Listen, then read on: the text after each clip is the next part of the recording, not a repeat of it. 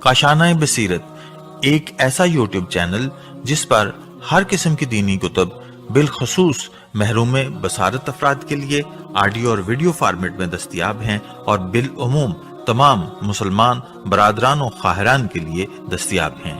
इसलिए आपसे गुजारिश है कि बेल आइकन को प्रेस करके हमारे इस चैनल को जरूर सब्सक्राइब कीजिए ताकि आइंदा आने वाली हर किताब आपको बर वक्त मिलती रहे।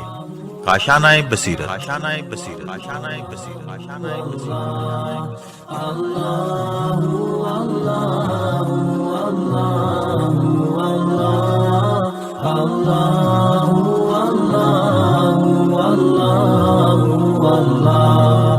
बिस्मिल्लाहिर्रहमानिर्रहीम। अस्सलाम वालेकुम सामीन, ये है काशाना बसीरत का यूट्यूब चैनल और मैं हूँ सीमी ज़वार और इस वक्त करबला की सरज़मीन से इस किताब की रिकॉर्डिंग के पार्ट नंबर 16 में आपके साथ हाजिर हूँ और ये है किताब जो हम मिलकर पढ़ रहे हैं काशाना बसीरत के यूट्यूब चैनल से।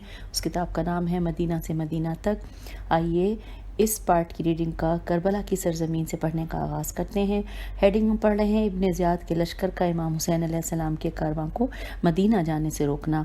पहले जिक्र हो चुका है कि इमाम हुसैन अलैहिस्सलाम का कारवां वादी उक़बा ऐन क़ाफ़ बेह से गुज़रा और मंजिल शराफ पर वारिद हुआ। तो रात गुजारने के बाद सहरी के वक्त जब इमाम हुसैन अलैहिस्सलाम ने अपने कारवां का हुक्म दिया कि यहाँ से पानी ज़्यादा भर लें और फिर रवाना हो जाएं, तो सहरा का सफ़र तय करते हुए वक्त ज़वाल किसी ने अचानक तकबीर कह दी। जब उसकी आवाज़ इमाम अलैहिस्सलाम ने सुनी तो अल्लाह अकबर कहा और फिर पूछा कि तकबीर क्यों कही है। उसने अर्ज़ किया, कुर्बान जाऊँ, कूफे के बाग नज़र आ रहे हैं, मैं खुश हुआ हूँ कि कूफा पहुँच गए हैं, इसलिए तकबीर कही है। दूसरों ने कहा कि हम कई मरतबा इस रास्ते से गुजरे, यहाँ पर बाग नहीं है। हज़रत अलैहिस्सलाम ने पूछा, बस तुम क्या देख रहे हो? उन्होंने अर्ज़ किया कि खुदा की कसम, हमें तो घोड़ों की गर्दनें नज़र आ रही हैं। हज़रत अलैहिस्सलाम ने फरमाया, मैं भी यही देख रहा हूँ, ये बाग नहीं, लश्कर इब्न ज़ियाद आ रहा है। अगर ये दुश्मन का लश्कर है और हमसे जंग करेगा तो हमें एक पनाहगाह की ज़रूरत है। एक सहाबी ने अर्ज़ किया कि ये दाएं जानिब पहाड़ के दामन में पनाहगाह है, ये हुर का लश्कर था। इमाम अलैहिस्सलाम ने नमाज ज़ोहर पढ़ा कर लश्कर हुर को नसीहत की कि कूफियों, तुमने ख़त लिखे थे, वफ़द भेजे थे, तो मैं अपना घर छोड़कर तुम्हारे बुलाने पर इस्लाम की तबलीग और तरवीज के लिए आया हूँ। और अब अगर तुम्हारी राय बदल गई है और मेरा कूफे में वरूद नापसंद करते हो तो हमारा रास्ता छोड़ दो, हम अपने वतन मदीना चले जाते हैं। लश्कर हुर खामोश रहा और कोई भी जुमला मोतरज़ा ज़बान पर ना लाया। फिर नमाज असर के बाद इमाम अलैहिस्सलाम ने एक खुतबा दिया कि खुदा से डरो, हक़ और अहले हक़ को पहचानो।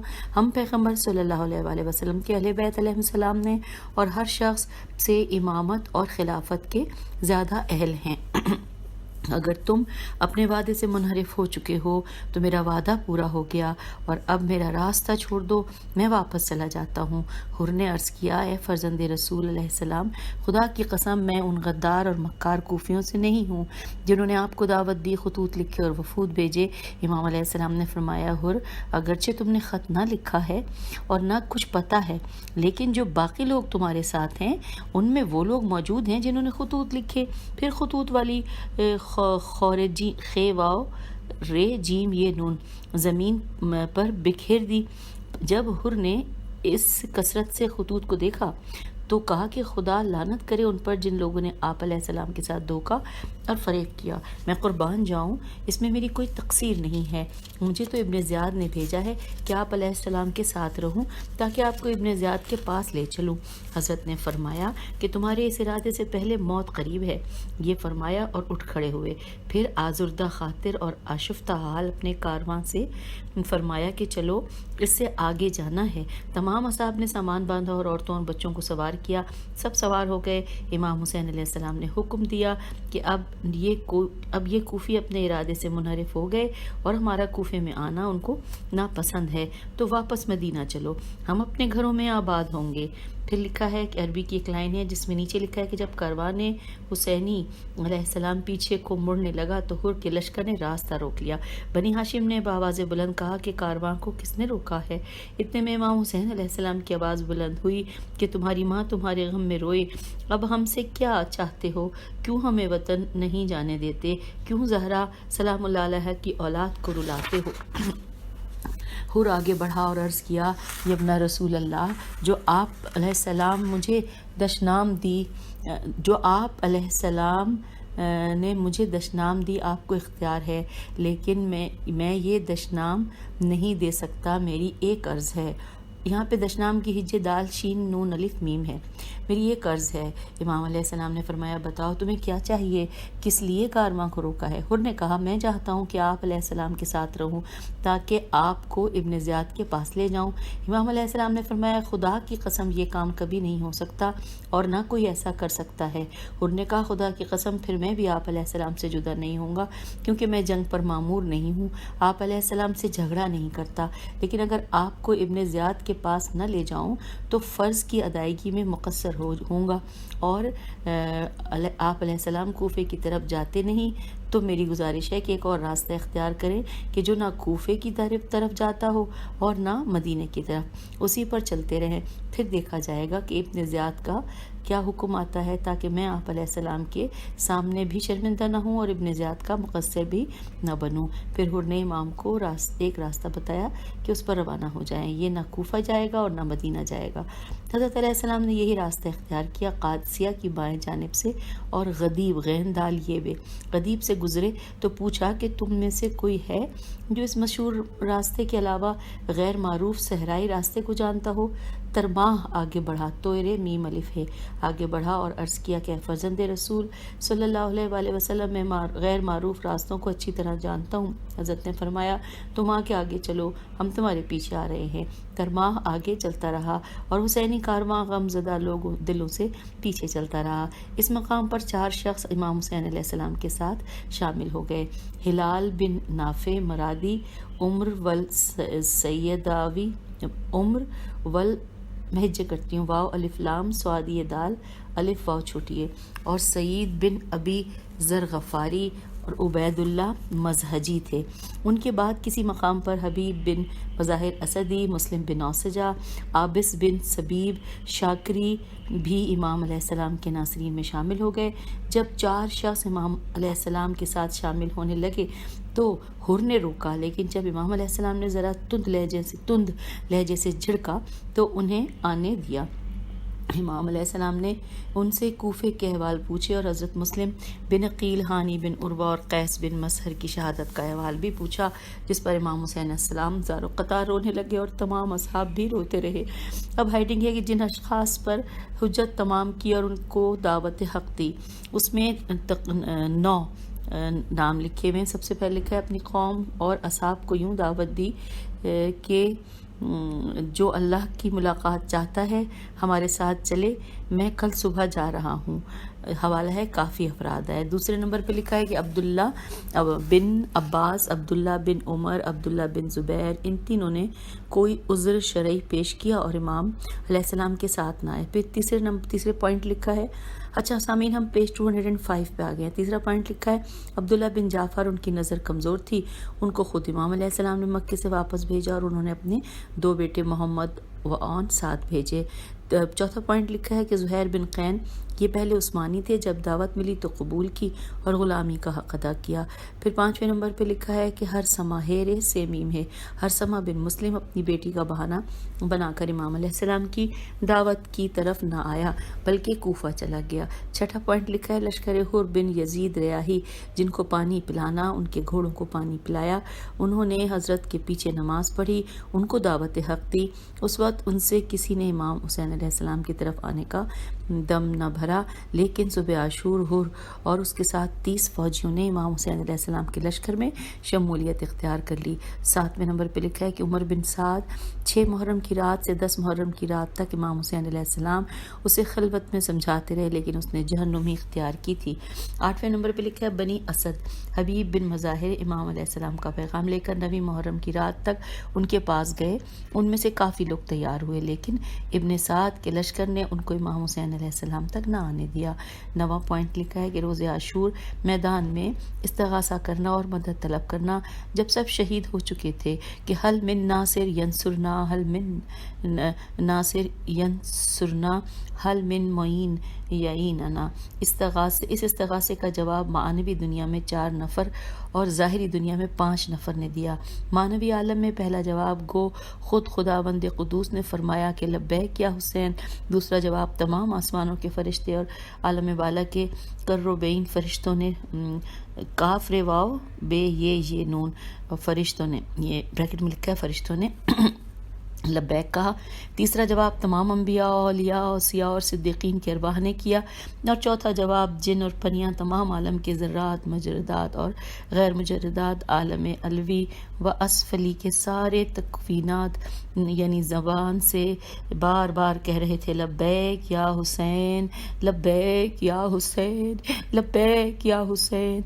ज़ाहिरी आलम में पहला जवाब इमाम सज्जाद अलैहिस्सलाम के बावजूद बीमारी और तकलीफ़ के इस्तिगासा सुनने पर फरमाया, फूफी अम्मा मुझे असा और तलवार दो, बाबा नुसरत तलब फरमा रहे हैं। दूसरा जवाब हज़रत शहज़ादा अली असगर अलैहिस्सलाम जो 6 महीने के थे, उन्होंने अपने आप को गहवारे से गिरा दिया और फिर अपने बाबा की नुसरत की बल्कि बाबा की फ़तह का ऐलान कर दिया। फिर लिखा है ब्रैकेट में लिखा है कि मुतरज्जिम, और इस ब्रैकेट में ये पूरा पैराग्राफ है, पढ़ते हैं। मुतरज्जिम ने लिखा है कि ये लफ्ज़ ऐलान मेरी तरफ से है, साहिब किताब ने नहीं लिखा, और मैंने इसलिए लिखा है कि जनाब अली असगर अलैहिस्सलाम ने अपने गले पर तीर खाकर दुश्मनों में अपने बाबा की फ़तह का ऐलान यूँ कर दिया कि ए यजीद तू कितना कमज़ोर है कि इतनी बड़ी ताकत, फ़ौज, लश्कर, नेज़ों, तलवारों और सबसे बढ़कर घोड़ों और ऊँटों को मारे जाने वाले सहशोभा आनी तीर से मुझे से मासूम की गर्दन नहीं झुका सका, तो मेरे बाबा की गर्दन कैसे झुका सकता है। यहाँ पर इन्वर्टेड कॉमा क्लोज हो गया। फिर लिखा है तीसरा जवाब इमाम हसन अलैहिस्सलाम के एक साहबजादे नाम अब्दुल्ला था, 11 साल के थे और चचा का इस्तिगासा सुनने पर फूफियों के पकड़ने के बावजूद मैदान में पहुंचे और शहीद होकर नुसरत की। चौथा जवाब जनाब अब्दुल्ला बिन हुसैन अलैहिस्सलाम 1 घंटा पहले पैदा होने वाला बच्चा भी इस्तिगासा सुनकर दाई के हाथों पर सवार होकर मैदान में आ गया और अज़ान व इक़ामत सुनते सुनते बाबा की नुसरत की। 5वां जवाब हज़रत ज़ैनब कुबरा सलामुल्लाह अलैहा भी इस्तिगासा के वक्त नुसरत इमाम अलैहिस्सलाम के लिए आई, जबकि इमाम हुसैन अलैहिस्सलाम के बदन की कोई जगह सालिम न थी। तफसीली तस्करा बाद में किया जाएगा। आइए सामीन अब अगली हेडिंग पढ़ते हैं। लिखा है वरूद करबला और शब आशूर तक के वाक़यात। लिखा है कारवान हुसैनी गैर मारूफ रास्ते से करबला आ रहा था कि अजीब एन जाल ये भी अजीबुल हिजानात के मकाम पर हुर बिन यजीद को इब्न ज़ियाद मलऊन का ख़त पहुंचा, जिसमें उसने हुर की मलामत की और मजम्मत की कि तू हज़रत इमाम हुसैन अलैहिस्सलाम से क्यों नरमी का बर्ताव कर रहा है, उन पर सख्ती क्यों नहीं करता। जब यह ख़त मिला तो हुर खौफज़दा हो गया और उसके बाद ज़रा सख्ती करना शुरू कर दी। कभी कारवां को रोक देता, कभी चलने की इजाज़त देता, सवारों और मुखद्दरात अस्मत और बच्चों की सवारियों को कभी इधर और कभी उधर चलने का हुक्म देता था और अपने इख्तियार से उनको चलने नहीं देता था। इसी तरह परेशानी से चलते चलते कारवान हुसैनी एक बंजर बेआब हो गया ज़मीन पर पहुंचा। तो चूँकि हुर को इब्न ज़ियाद ने लिखा था कि इमाम हुसैन अलैहिस्सलाम और उनके कारवां को बेआब हो गया, बेआबा में रोक ले, इसलिए हुर ने इस वादी में रोक लिया। अगरचे इमाम अलैहिस्सलाम ने इसरार किया कि हमें आगे जाने दे ताकि नैनवा या गाजरिया में पड़ाव डाले, लेकिन हुर ने इजाज़त न दी और कहा कि इब्न ज़ियाद ने मुझ पर जासूस मुकर्रर कर रखे हैं जो मेरे रवैये और अमाल पर नज़र रखे हुए हैं, और इसी किस्म की ज़मीन में आपको रोकने का मुझे हुक्म है, लिहाजा आगे नहीं जाने दूंगा। इस ज़मीन पर आते ही तमाम कारवाने हुसैनी के दिलों में हैबत तारी हो गई। इमाम हुसैन अलैहिस्सलाम ने पूछा कि इस सरजमीन का नाम क्या है, तो कहा गया कि करबला। इमाम अलैहिस्सलाम ने फरमाया बस सवारियां बिठा दो نیچے اتر آؤ، یہی ہماری آخری منزل ہے، ہمارے مردوں کے گھوڑوں سے اترنے کا یہی مقام ہے، اور ہمارا خون اسی جگہ پر بہایا جائے گا، ہماری قبریں یہاں بنیں گی۔ یہ وہی خاک اور زمین ہے جس کا نانا صلی اللہ علیہ وآلہ وسلم نے فرمایا تھا۔ کاروان حسینی اپنی سواریوں سے اتر آیا اور حر نے بھی مقابل میں ڈیرا جما لیا۔ اب اگلی ہیڈنگ ہے صفحہ نمبر 207 کے 207 پہ کہ ابو مخنف کے نزدیک اپنے مقتل میں ورود کربلا کا منظر۔ جب خامس آل ابا کا گھوڑا زمین کربلا پر پہنچا تو قدم آگے نہ بڑھایا، اگرچہ امام حسین علیہ السلام نے گھوڑے کو آگے چلنے کے لیے ہانکا، لیکن گھوڑے نے ایک قدم بھی آگے نہ بڑھایا۔ امام علیہ السلام نے گھوڑا تبدیل کیا تو اس نے بھی قدم نہ بٹھایا۔ تو اس کے بعد لکھا ہے کہ حضرت نے 6 گھوڑے تبدیل کیے، جب کسی نے بھی قدم نہ بڑھایا تو حضرت علیہ السلام نے اصحاب سے پوچھا کہ یہ کون سی زمین ہے؟ اصحاب نے عرض کیا غازریہ، غین الف زواد رے یہ ہے۔ حضرت نے پوچھا کوئی اور نام ہے؟ صحابہ نے کہا شاطی الفرات۔ پھر فرمایا اور کوئی نام ہے؟ عرض کیا کہ اسے کربلا بھی کہتے۔ سامعین، اس وقت میں کربلا میں بیٹھی ہوئی پڑھ رہی ہوں، اور میری دل کی کیفیت یہ ہے کہ میرے لیے پڑھنا بہت مشکل ہے۔ میں پوری کوشش کروں گی کہ اس کے تمام الفاظ آپ تک پہنچاؤں۔ لکھا ہے اس وقت حضرت علیہ السلام نے فرمایا کہ اب مشکل آسان ہو گئی۔ اب انورٹڈ کوما میں مولا کے کلام ہے کہ پس امام علیہ السلام نے دل پر درد سے سرد آب لی اور بلند آواز سے روئے، اور پھر فرمایا خدا کی قسم کرب و بلا والی یہی زمین ہے جہاں دکھ اور مصیبتیں ہوں گی، خدا کی قسم ہمارے جوان یہی مارے جائیں گے، خدا کی قسم ہماری عورتیں یہی بیوہ ہوں گی، خدا کی قسم ہمارے چھوٹے چھوٹے بچوں کو یہی ذبح کیا جائے گا، خدا کی قسم ہماری حرمت اور تعظیم کا پردہ یہیں اترے گا۔ بس میرے جوان مردوں اور شرفاء کے وارثوں یہاں اتر آؤ، کیونکہ یہی ہماری قبروں کا مقام ہے۔ یہاں پر انورٹڈ کاما کلوز ہو گیا، اور ہم آ گئے ہیں صفحہ نمبر 208 پہ۔ لکھا ہے پھر امام حسین علیہ السلام گھوڑے سے اترے، جو امام علیہ السلام کے قدم اس زمین پر پڑے تو خاکی کربلا کا رنگ زرد ہو گیا، اور کچھ غبار اڑا جو حضرت علیہ السلام کے چہرے مبارک پر اور بالوں میں بیٹھ گیا۔ روایت مفید کے مطابق حضرت امام حسین علیہ السلام کا کربلا میں ورود بروز جمعرات 2 محرم الحرام سن 61 ہجری ہے۔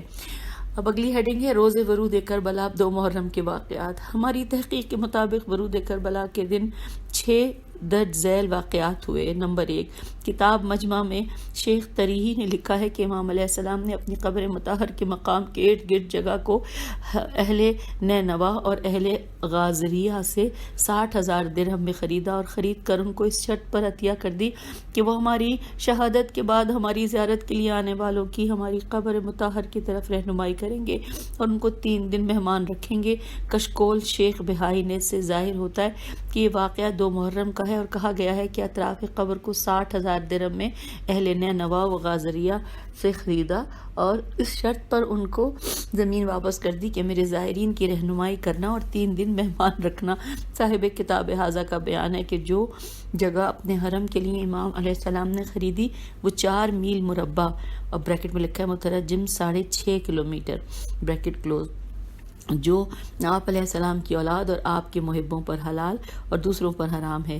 یہ معلوم ہوا کہ میل کی مسافت روئے زمین پر آنکھ کی دید کی انتہائی مقدار ہوتی تھی، جسے 4000 ہاتھ معین کیا گیا ہے۔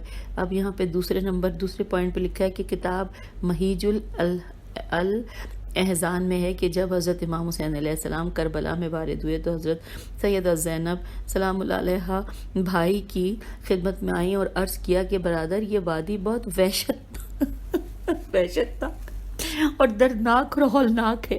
جس وقت سے ہم یہاں اترے ہیں میرے دل پر وحشت کا بوجھ زیادہ ہوتا جا رہا ہے۔ امام علیہ السلام نے فرمایا بہن، بابا علیہ السلام کے زمانے میں بابا اور بھائی کے ساتھ جب صفین جا رہے تھے اور ایسی زمین سے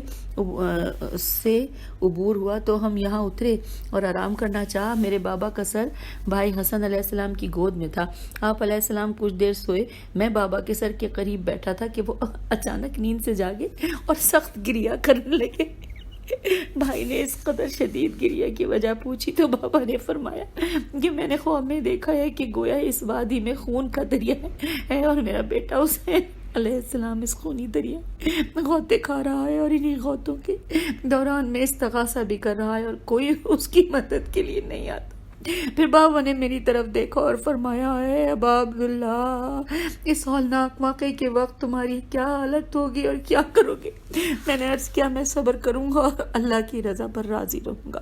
تیسرے پوائنٹ میں لکھا ہے، سید ابن طاؤس لہوف میں لکھتے ہیں کہ جب حضرت امام حسین علیہ السلام کا پرشکو کارواں پر بلا زمین کربلا میں پہنچا اور اس زمین پر اترا تو امام حسین علیہ السلام نے ایک طرف بیٹھ گئے، اصحاب اور غلاموں نے خیام لگانے شروع کر دیے۔ جب امام علیہ السلام اپنی تلوار صاف کر رہے تھے اور سوختہ دل سے اپنے پروردگار سے مناجات کر رہے تھے، آپ علیہ السلام زمانے کی بے وفائی کا شکوہ ان اشعار میں کر رہے تھے۔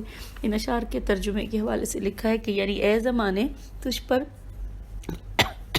تف ہے کہ تو برا دوست ہے، صبح اور شام میں حق کے طالبوں اور اپنے دوستوں کو قتل کر دیا ہے، زمانہ عوض قبول نہیں کرتا، بس تمام امور خدا کے حوالے ہیں اور ہر زندہ میری طرح جانے والا ہے۔ Inverted comma close. راوی کہتا ہے کہ جب حضرت زینب سلام اللہ علیہ نے یہ اشعار سنے تو بھائی کی خدمت میں عرض کیا، بھائی ایسی باتیں تو وہ کرتا ہے جسے اپنے قتل کا یقین ہو جائے۔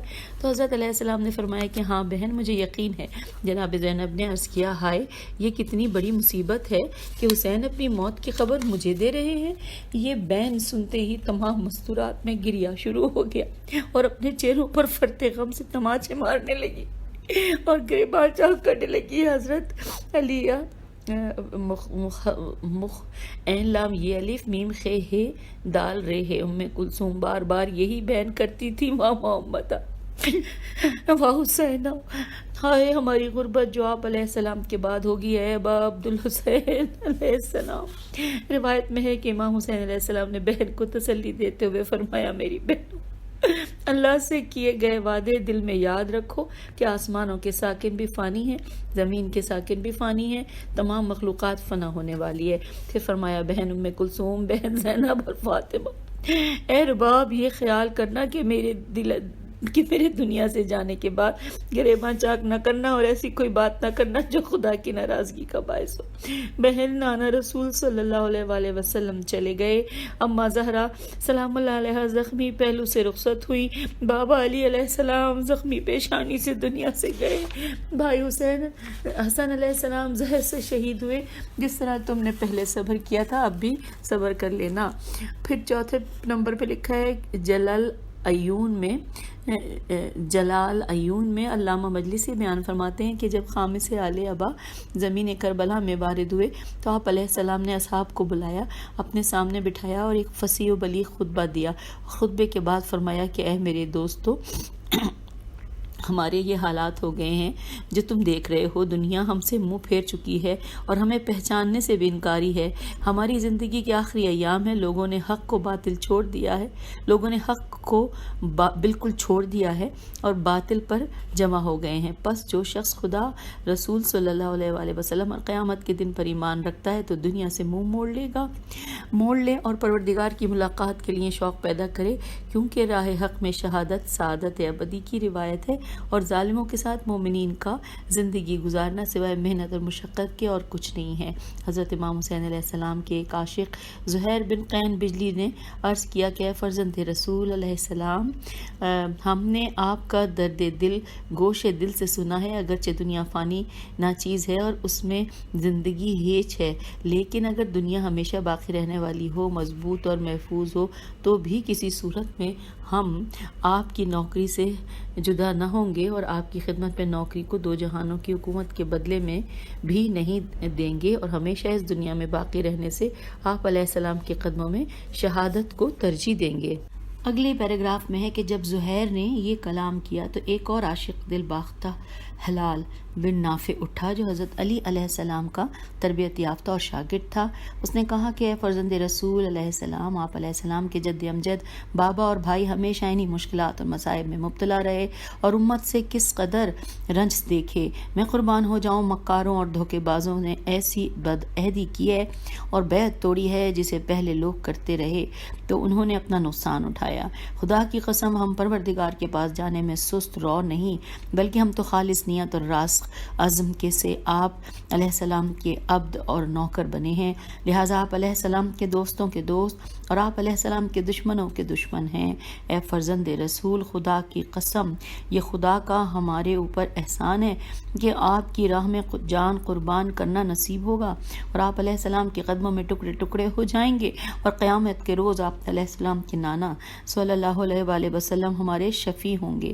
پھر آگے چلتے ہیں، پھر لکھا ہے کہ ان جانثاروں نے اپنے اپنے جذبات کا اظہار کیا اور حضرت امام حسین علیہ السلام نے ان کے لیے دعائے خیر فرمائی۔ شہر ابن عاشوب لکھتے ہیں کہ حضرت امام حسین علیہ السلام نے جب اپنے اصحاب کے جذبات سنے تو کافی دیر تک مولا روتے رہے اور کوئی نہ جانتا تھا کہ کون سی چیز نے دل نازنین پر اثر کیا ہوا کہ 1 گھنٹہ روتے رہے اور بار بار روتے رہے اور رونے سے کوئی وقفہ نہ ہوا۔ پھر حضرت علیہ السلام نے آسمان کی طرف چہرہ بلند کیا اور حق سبحانہ سے مناجات شروع کی، اور یہ ایسے دکھی انداز میں مناجات تھی کہ محبوں کے دل کباب ہو گئے اور آنکھیں بے اختیار برسنے اور جو کلام کیا وہ 2 لائنوں میں عربی میں ہے، ساتھ میں اس کے نیچے لکھا ہے کہ بار الہ، ہم تیرے پیغمبر کی اطرت ہیں، ہمیں وطن سے نکال دیا گیا ہے اور ہم صحراؤں میں زندگی گزار رہے ہیں، جبکہ بنی امیہ کو ہمارے مقام پر بٹھا دیا ہے اور ہم پر طرح طرح کے ظلم و ستم روا رکھے جا رہے ہیں۔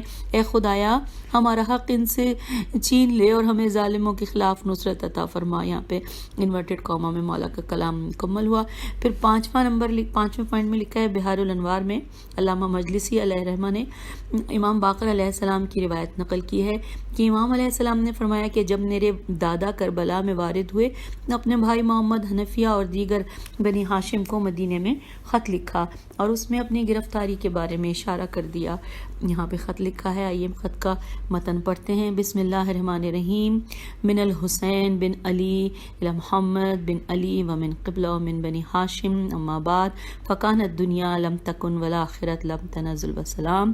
ہم نے دنیا کو ایسا بنا دیا ہے کہ اس سے پہلے ایسی نہ تھی اور آخرت کو دائم اور باقی جانتے ہیں، لہٰذا ہم نے دنیا سے آنکھیں بند کر کے آخرت کو اختیار کر لیا ہے۔ Inverted comma close. علامہ مجلسی نے مناقب سے نقل کیا ہے کہ ورود کربلا کے بعد حر نے ابن زیاد کو امام علیہ السلام کے ورود کی اطلاع دی تو ابن زیاد نے ایک خط امام حسین علیہ السلام کے نام یوں لکھا، انورٹڈ کاما، کہ اے حسین علیہ السلام، پتہ چلا ہے کہ تم کربلا پہنچ گئے۔ مجھے یزید نے لکھا ہے کہ میں اس وقت تک نرم بستر پر نہ سوؤں اور گندم کی روٹی نہ کھاؤں جب تک تمہیں قتل نہ کر لوں یا پھر تم یزید کی بیعت کر لو، وسلام۔ یہاں پر انورٹڈ کاما کلوز ہو گیا۔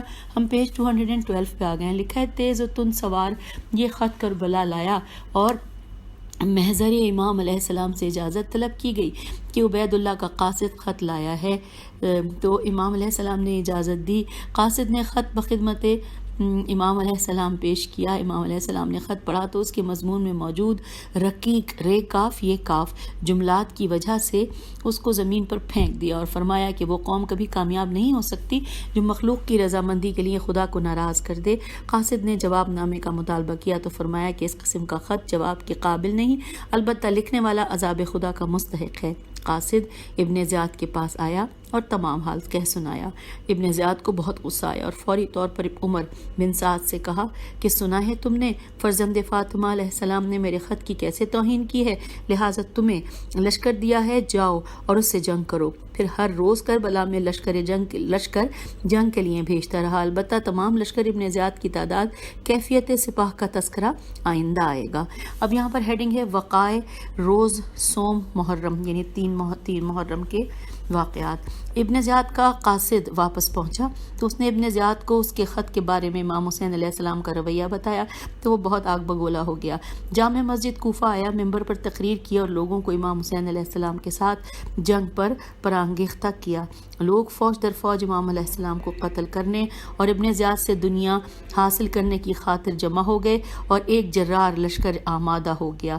ابی مخنف نے لکھا ہے کہ ابن زیاد ملعون نے 10 سرداروں کے نام مرتب کیے اور ان کو کربلا میں فرزند رسول علیہ السلام کے ساتھ جنگ کرنے پر بھیجتا رہا۔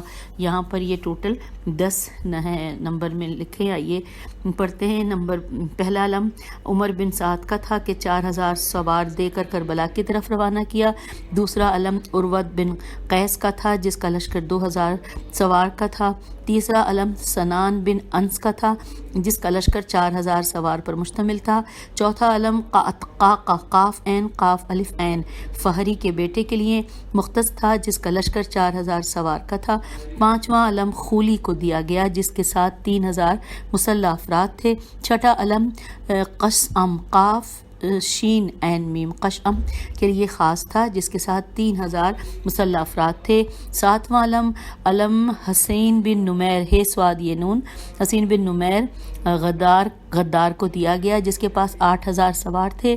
آٹھواں علم ابو قدار باہلی کو دیا گیا جس کے ساتھ 9000 سوار تھے، اور نواں علم عامر بن سریمہ کو دیا گیا، اسے 6000 کے لشکر پر سرداری حاصل تھی۔ اور 10واں علم شبس شین بے سے شبس بن ربی پلید کو دیا گیا اور اسے 10,000 کے لشکر کا سردار بنایا گیا۔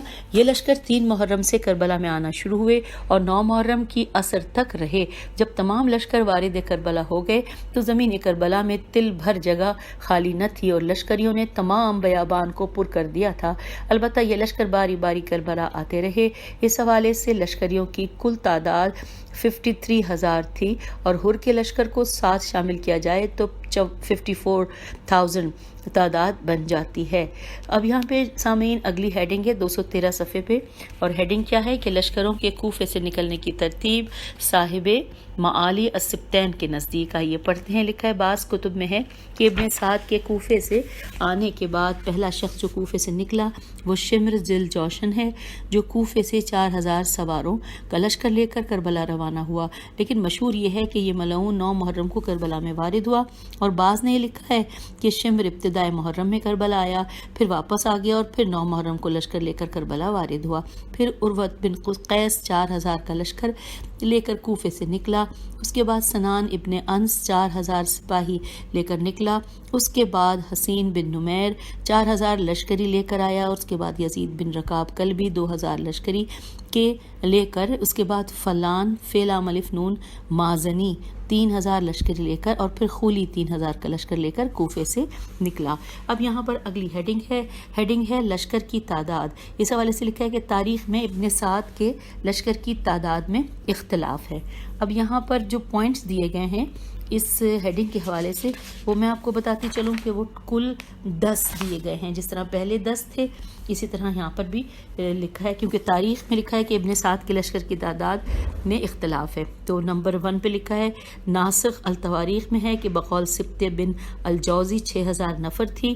نمبر 2 مرحوم سید ابن طاؤس نے لہوف میں، عاصم کوفی اور علامہ مجلسی نے محمد بن ابی طالب سے روایت نقل کی ہے کہ لشکر کی تعداد 20,000 نفر تھی۔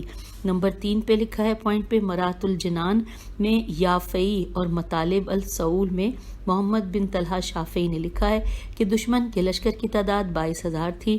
چوتھے نمبر پہ ابن شہر آشوب کہتے ہیں کہ ابن زیاد ملعون نے 45,000 جنگجو تیار کر کے کربلا بھیجے۔ 5ویں نمبر پہ لکھا ہے شافعہ کا شارح لکھنا شین الف فے یہ ہے کا شارح شین الف رے شارح لکھتا ہے کہ دشمن کے لشکر کی تعداد 50,000 تھی۔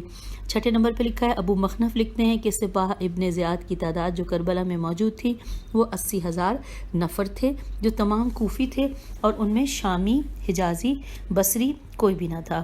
7ویں نمبر پہ لکھا ہے کہ بعض تواریخ میں لشکر ابن زیاد کی تعداد 1 لاکھ، بعض میں 2 لاکھ اور بعض میں 8 لاکھ تک لکھی گئی ہے۔ 8واں نمبر پہ پوائنٹ پہ ہے کہ پھر صاحب ناسخ اپنا نظریہ رکھتے ہیں کہ ابن زیاد ملعون کے لشکر کی تعداد 51 یا 53 ہزار تھی۔ 9 نمبر پہ لکھا ہے کہ اس کے بعد حاہری ہے الف حمزہ رے چھوٹی ہے حاہری مرحوم لکھتے ہیں کہ بعض اہل تواریخ نے لکھا ہے کہ دشمن کے لشکر کی تعداد اس قدر تھی کہ اگر کوئی شخص ٹیلے یا بلند مقام پر کھڑا ہو کر دیکھتا تو جہاں تک نظر جاتی گھوڑے افراد تلواریں اور نیزے ہی نیزے نظر آتے تھے، اور لشکر کی کثرت اس قدر تھی کہ اگر اسے انسانوں کا امٹتا ہوا سیلاب کہا جائے تو بعید نہیں، یا کہا جائے کہ افراد کی سیاہی رات کی سیاہی کی طرح تھی، یا پھر موسلادھار بارش کے قطرات سے اسے لشکر کی تعداد کو تشبیہ دی جا سکتی ہے، جیسے خود امام حسین علیہ السلام نے ایک رجز میں یہی تشبیہ دی ہے بقول اقبال کے دشمنان۔ اچھا یہ فارسی میں ہے تو میں یہ نہ پڑھوں تو بہتر ہے، ایک شعر ہی ہے بس۔ پھر 10واں پوائنٹ پہ لکھا ہے کہ بعض مورخین نے لکھا ہے کہ 3 محرم سے 6 محرم تک کوفے کے لوہے کے بازار میں اس قدر بھیڑ اور شور و غل اور غوغا تھا کہ جو شخص بازار آتا تلوار خرید رہا ہوتا تھا، یا نیزہ یا تیر یا سرے نیزہ خریدتا تھا، اور اگر یہ آلات پہلے موجود ہوتے تو ان کو تیز کرواتا، سیقل کرواتا، یا ان آلات کو زہر میں بجھایا جا رہا تھا۔ ان تمام کا مقصد یہ تھا کہ ان تیز دھار آلات سے خوشبو رسول صلی اللہ علیہ وآلہ وسلم اور عزیز بطول سلام اللہ علیہ کا خون بہائیں۔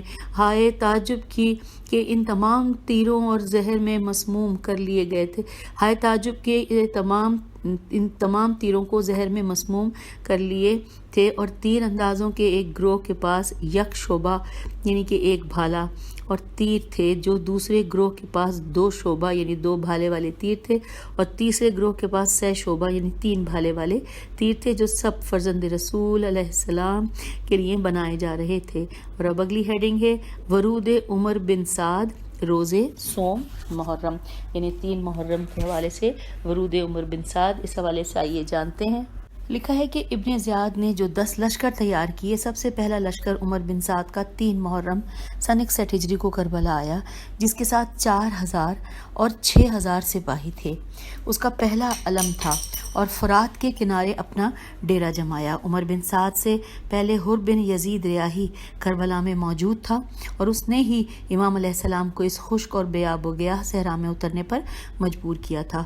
حر کو عمر بن سعد کے کربلا آنے پر دل میں خیال آیا کہ یہ لشکر بھی حضرت خامس آل ابا علیہ السلام سے جنگ کرنے آیا ہے، اور حضرت علیہ السلام پر زندگی تنگ کر دے گا، اور اس کا سبب میں بنا ہوں، لہٰذا اپنے کیے پر شرمندہ ہو گیا، اور ہمیشہ دل ہی دل میں اپنے آپ کو ملامت اور مذمت کرتا رہتا تھا کہ یہ میں نے امام حسین علیہ السلام کو کس قدر ظلم کے طوفان میں پھنسا دیا، اور تمام اہل بیت علیہ السلام کو دشمنوں کے چنگل میں پھنسا دیا ہے۔ اس لیے یہ حال معلوم کرنے کے لیے کہ ابھی جو لشکر آیا ہے امام حسین علیہ السلام سے جنگ کرنے آیا ہے یا ویسے ہی آیا ہے، دکھی دل اور پریشان حالت میں اٹھا اور ابن سعد کے پاس آیا، سلام کیا۔ عمر نے جواب دیا اور حر کو خوش آمدید کہا، پھر اپنے امیر ابن زیاد کا فرمان حر کو دکھایا اور فخر کیا۔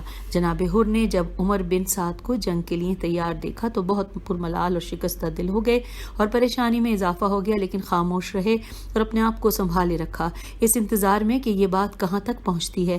مرحوم مفید علیہ الرحمن نے ارشاد میں لکھا ہے کہ جب ابن سعد ظالم کربلا کی سرزمین پر ٹھہر گیا تو عروہ بن قیس احمسی الف ہے میم سین چھوٹی ہے جو کوفے کا ایک نامور بہادر تھا، اس کو بلایا اور کہا کہ جاؤ اور امام حسین علیہ السلام سے پوچھو کہ آپ اس طرف کیوں آئے ہیں۔ عروہ خود وہ شخص ہے کہ جس نے امام علیہ السلام کو خط لکھا تھا اور کوفہ آنے کی دعوت دی تھی، لہٰذا ابن زیاد کا حکم سنتے ہی رنگ زرد ہو گیا اور خجالت کا پسینہ پریشانی پر نمودار ہو گیا۔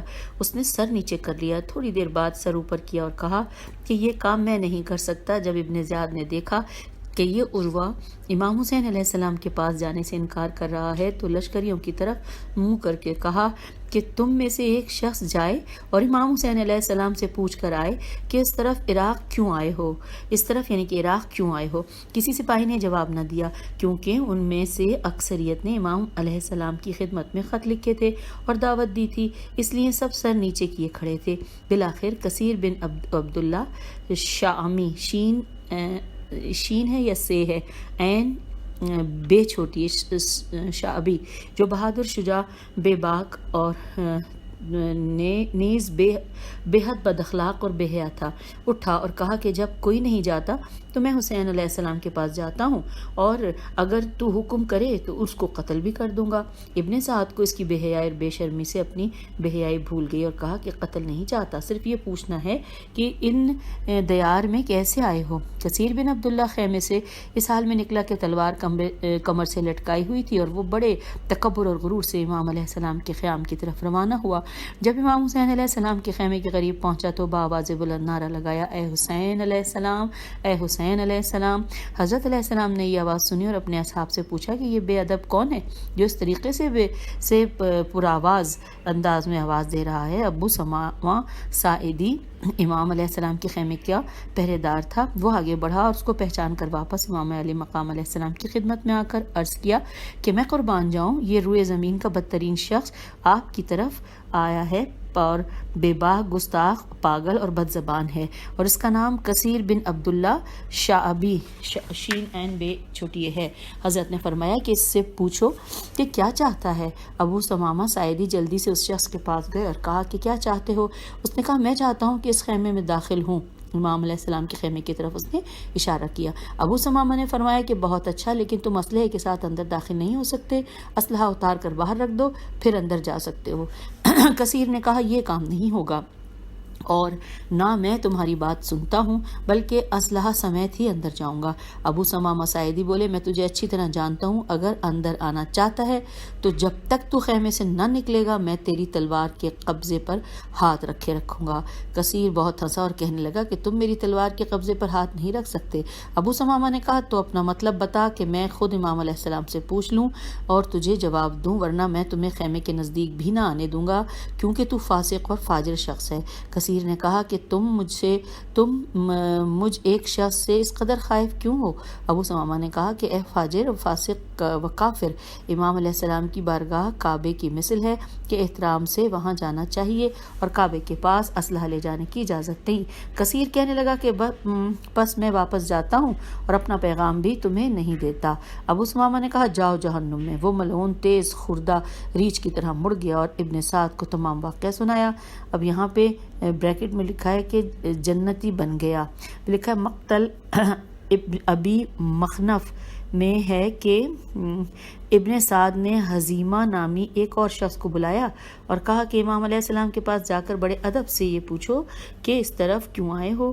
یہ خزیمہ اندر سے محب اہل بیت علیہ السلام اور بہت نیک شخص تھا، لیکن کسی کو دل کا راز نہ بتاتا تھا۔ چنانچہ بڑے سکون و وقار اور شائستگی سے امام حسین علیہ السلام کے خیام کی طرف گیا۔ جب خیام کے قریب پہنچا تو بڑے ادب اور احترام سے صدا دی، السلام علیکم یا بنت رسول اللہ۔ امام حسین علیہ السلام نے اصحاب سے پوچھا یہ کون ہے؟ عرض کیا گیا کہ یہ شخص نیک کردار اور اچھا شخص ہے۔ حضرت علیہ السلام نے فرمایا کہ اس سے پوچھو کہ کیا چاہتا ہے اور کیا کہہ رہا ہے۔ تو زہیر بن قین آگے بڑھے اور پوچھا کہ کیا چاہتے ہو اور کیا کہہ رہے ہو؟ تو حذیمہ نے کہا کہ میں دنیا اور آخرت کے بادشاہ کی خدمت میں جانا چاہتا ہوں اور ایک پیغام لایا ہوں۔ زہیر نے کہا بہت اچھا، اور اسلحہ رکھ دو اور پھر مشرف ہونا۔ تو حذیمہ نے کہا ٹھیک ہے، تلوار رکھ دی اور خیمہ امام علیہ السلام کے اندر داخل ہو گیا۔ جو ہی اس کی نظر امام حسین علیہ السلام پر پڑی آپ کے قدموں میں گر پڑا اور امام علیہ السلام کے پاؤں کے بوسے لینے کے بعد عرض کیا اے مولا، اے آقا علیہ السلام، مجھے ابن سعد نے بھیجا ہے۔ وہ ملعون کہتا ہے کہ آپ علیہ السلام اس طرف کس مقصد کے لیے آئے ہیں؟ حضرت نے فرمایا تمہارے خطوط مجھے اپنے وطن سے دور کر کے تمہارے دیار میں لائے ہیں۔ اسے کہہ دو کہ اے بے حیا، مجھے تم نے اپنی مظلومیت کا لکھا کہ ہم عاجز ہیں، ہماری نصرت کرو، اور اب جب مکہ مدینے سے آ گیا ہوں تو پوچھتے ہو کہ کس لیے آیا ہوں؟ اب تم مجھ سے کیا چاہتے ہو؟ حذیمہ نے عرض کیا میں قربان جاؤں، خدا ان پر لعنت کرے کہ جنہوں نے آپ علیہ السلام جیسی محترم شخصیت کو اپنے وطن سے نکال کر مشکل اور پریشانی میں ڈال دیا ہے، اور اب وہ ابن زیاد کے خواص میں سے ہو گئے ہیں۔ حضرت علیہ السلام نے فرمایا تم جاؤ اور میرا یہ جواب اپنے سردار کو دو کہ تمہارے خطوط مجھے ان صحراؤں بیابانوں میں لائے ہیں۔ حزیمہ نے عرض کیا کہ میں قربان جاؤں اور میرے قدم کٹ جائیں اگر آپ کی محبت کی گلی سے نکلیں، کیونکہ آپ علیہ السلام کے قدموں میں بہشت ہے اور وہاں جہنم ہے۔ امام علی مقام علیہ السلام جناب حزیمہ کے پختہ عقیدے سے خوش ہوئے اور اس کے حق میں دعا کی کہ تمہیں ہمیشہ خدا کی رحمت اور مغفرت نصیب ہو، کیونکہ تم نے اپنی جان کو ہم سے بے واسطہ کیا ہے۔ آگے لکھا ہے عمر بن سعد کو اطلاع ملی کہ حزیمہ امام علیہ السلام کے کاروان سے ملق ہو گیا ہے اور عالمین کے سلطان کی نوکری اختیار کر لی ہے، تو ابن سعد کو بہت غصہ آیا اور صاحب ارشاد کے مطابق اس نے قرہ بن قیس حنظلی کو بلایا اور کہا کہ حسین علیہ السلام کے پاس جاؤ اور اسے پوچھو کہ اس طرف آنے کا مقصد کیا ہے۔ قرہ بن قیس امام علیہ السلام کے خیام کے قریب آیا تو حضرت علیہ السلام نے اسے دیکھا اور اصحاب سے پوچھا کہ اس کے آنے والے کو پہچانتے ہو؟ تو حبیب بن مظاہر اسدی نے عرض کیا کہ میں جانتا ہوں، یہ حنظلہ ہے اور بنی تمیم کا شخص ہے۔ پہلے تو یہ شخص صالح، نیک اور اچھا تھا، میرا گمان تک نہ تھا کہ یہ بھی ابن سعد کے ساتھ آئے گا۔ اتنے میں قرہ بن قیس امام علیہ السلام کے پاس آیا، سلام کیا اور ابن سعد کا پیغام دیا۔ امام علیہ السلام نے فرمایا کہ عمر سعد سے کہہ دو کہ تمہارے شہر کوفے والوں نے مجھے خطوط لکھ کے وفود بھیجے اور کوفہ آنے کی دعوت دے رہے ہیں۔ میں اس دعوت پر کوفہ آیا ہوں اور اگر تمہیں میرا اس طرف آنا پسند نہیں ہے تو میرا راستہ چھوڑ دو، میں واپس چلا جاتا ہوں۔ قرہ نے قاف رہے قرہ نے جواب لے لیے اور واپس جانے لگا۔ تو حبیب ابن مظاہر نے کہا کہ اے قرہ، ہائے افسوس تم پر، کیا پھر انہی ظالموں اور ستمکاروں کے پاس جا رہے ہو اور امام مظلوم علیہ السلام و غریب کی نصرت سے دور بھاگ رہے ہو؟ کیا تم نہیں جانتے تھے کہ خداوند متعال نے ان کے آبا کا صدقہ ہمیں اور تمہیں دین عطا کیا اور ہمیں اسلام کی طرف ہدایت کی ہے؟ قرآن نے جواب میں کہا کہ امام حسین علیہ السلام کا پیغام ابن سعد تک پہنچا دوں، پھر جو مصلحت ہوئی انجام دوں گا۔ قرہ کے جانے کے بعد ابن سعد کو امام حسین علیہ السلام کا جواب سنایا۔ قرہ نے جا کر ابن سعد کو امام حسین کا جواب سنایا تو عمر بن سعد نے کہا کہ میں امیدوار ہوں کہ خدا مجھے امام علیہ السلام کے ساتھ جنگ کرنے سے محفوظ رکھے گا۔ باہر صورت امام حسین علیہ السلام کے جواب سے عمر بن سعد خوش ہوا، کیونکہ اس قسم کے جواب کی توقع نہ رکھتا تھا، بلکہ اسے یقین تھا کہ امام علیہ السلام حکومت کے لالچ میں کوفہ آئے ہیں اور حضرت علیہ السلام کی شجاعت، جرأت، دلیری سے ڈرتا تھا، کیونکہ وہ جانتا تھا کہ اگر حضرت علیہ السلام خود جنگ کرنے نکل آئے اور تلوار چلانا شروع کی اور غیرت الہی حرکت میں آ گئی تو اس لشکر کے دریا کو اٹھا کر لپیٹ دے گی۔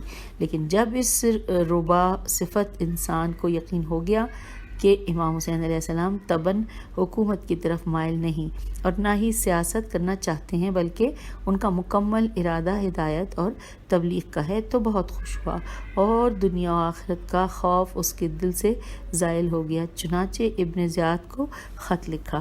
سامعین، یہاں پر ہم اپنی اس ریڈنگ کی اس نشست سے آپ سے اجازت چاہیں گے، کیونکہ اس کے بعد اگلی ہیڈنگ ہے کہ عمر بن سعد کا کربلا سے ابن زیاد کو خط لکھنا۔ یہ خط ہم انشاءاللہ اگلی نشست میں پڑھتے ہیں۔ یاد رہے کہ یہ جو ریکارڈنگ جس کو ہم ختم کر رہے ہیں یہ میں نے کربلا ہی میں پڑھی ہے، اور اگلی ریکارڈنگ بھی امید ہے کہ میں کربلا ہی سے ریکارڈ کروں گی۔ آپ سب دعاؤں میں یاد رکھیے گا، اللہ تعالیٰ آپ کو بھی کربلا کی زیارت نصیب ہو۔ خدا حافظ، فی امان اللہ۔